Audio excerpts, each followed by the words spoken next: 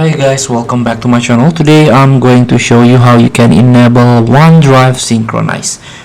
So if you want to back up your data, your folder, your file online, Windows 11 provide OneDrive to synchronize your file with the storage, like online storage. So you can click on Windows icon, go to the settings. Here you can click on a accounts. Here you can scroll down and search for Windows backup. You can click it.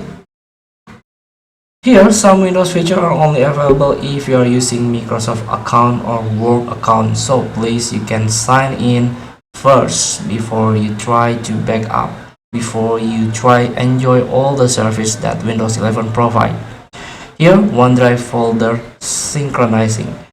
The folders you select will be protected and available across your devices. So here you can click on Setup Syncing and follow the instruction in order to back up your folder or files. So please create Microsoft account first before you can use OneDrive folder syncing.